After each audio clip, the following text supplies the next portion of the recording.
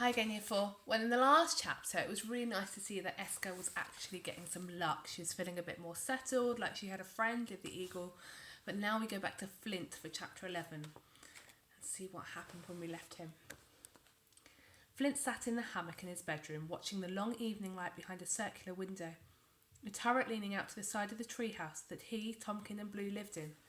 Flint's bedroom was more of a laboratory, really. Curved walls were lined with wooden cupboards, and inside these were hundreds of bottles, jars, test tubes and funnels filled with bubbling liquids. There were inventions still in progress, and Flint always left the cupboard doors open when he was at home. It was important to keep an eye on his contraptions just in case they misbehaved. He plucked at the silver strands that made up his hammock. He had spun it from moonlight, the gossamer of rare, almost extinct. Flint suspected ice spiders, and after several weeks of experimenting and consulting the bark which bore the carvings about Erkenwald's magic, Flint had discovered that the strands guaranteed glorious dreams. He gazed at some of the other creations lining the upper shelves. A football made of caribou hide and stuffed with a knot of wind which travelled so fast when it kicked it was almost impossible for any opponent to stop. A clock that read the weather, not the time. It poured snowflakes, fluttered sunbeams and oozed mist.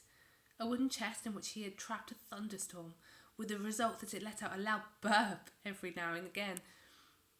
And a pitch of stardust, and if unleashed at precisely midnight, the chest rained silver coins for a month. He sighed. There were lamps lit by sunbeams and rolls of string made from coils of mist, but everything remained locked inside his turret, usually behind closed cupboard doors, so that Tomkin didn't fly off the handle when he saw the invention still very much existed. Flint swayed back and forth in his hammock and wondered whether it was only the magic that Tomkin distrusted. It felt a little as if it might be him, too. "What's wrong, Flint?" came a little voice from among the cushions on the floor. The cushions were snow clouds dusted with sunbeams that Flint had invented for comfort and warmth, and Blue was a huge fan. She hurled one at Flint, but missed, and several jars toppled off the shelf. "Shh," Flint whispered, leaping out of his hammock to check that none of the jars had cracked. He placed them back where they belonged. "Tomkin's having a meeting in the kitchen with Blaze, and I've told you before, you're only allowed to come in and see my inventions if you keep very, very quiet." Blue giggled as Pebble chewed on a cushion. It had been half an hour at least since his last meal, and the fox pup was already feeling peckish. Blue lifted Pebble into her lap as Flint flopped back into the hammock. "You sad, Flint. I know you sad." Flint turned a magnifying glass over in his hand. It was infused with rainbow essence that could pick up footprints in the snow long after they had vanished from the naked eye. He'd used it earlier that day, reassuring Tomkin that it was the only one of his inventions that still existed, and that it was an invaluable gadget when tracking animals for the tribe. But a small and very guarded part of him had been using it for another reason, to track Eska's footprints. Because no matter how hard he tried to stamp her out of his head, he just couldn't. He thought back to their conversations on the sled. Eska's ideas had been wild and full of cracks, but Flint knew the power of wild ideas. And despite what he had said to her, the line between angry and interested had been blurring. What if Eska had been right? What if Tomkin needed more than just spears and shields to stage a successful rebellion? But how could he convince a whole tribe to trust in magic again on the word of a strange girl? Flint shifted his hammock. He'd allowed Eska to be driven out into the wild where he was sure she wouldn't survive, and though he'd found her tracks earlier that afternoon, there was now a curfew at the labyrinth following his unsuccessful mission to Winterfang the day before, and Blade had called Flint back before he could follow them for long. So for all he knew, Eska might be dead already. Flint swallowed.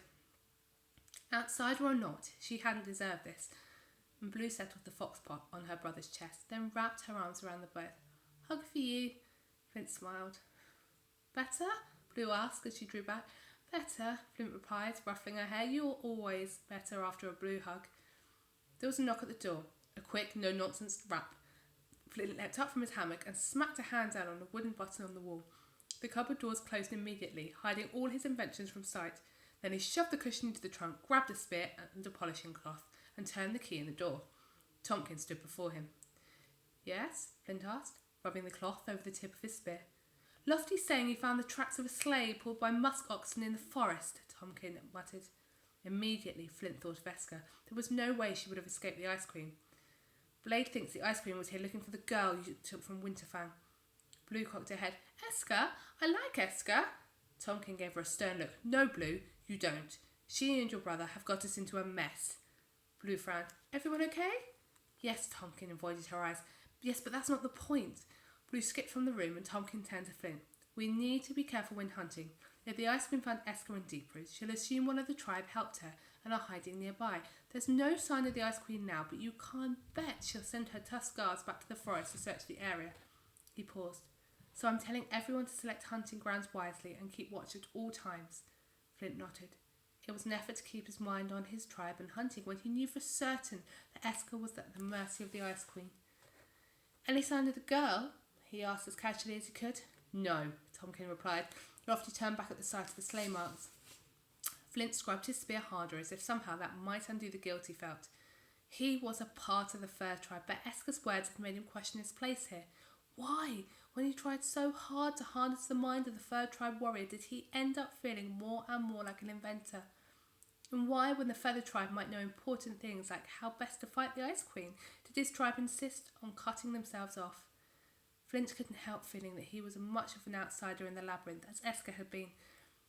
I've doubled the hours and weapon making and added another fighting session before breakfast, Tomkin said. We'll need to be ready for the rebellion soon, and this time we won't lose. With that, he left the room, and Flint slumped onto his hammock. He'd been wary of detours after so many failed missions, but he couldn't help feeling that Esker was a detour he should have pursued, regardless of whether it was good and where it might have led him. If you were going to be an inventor, what would you invent? Would it involve magic? What would that magic do? Would you harness the natural sunbeams or snowdrops or the wind? I'll have a think about that one.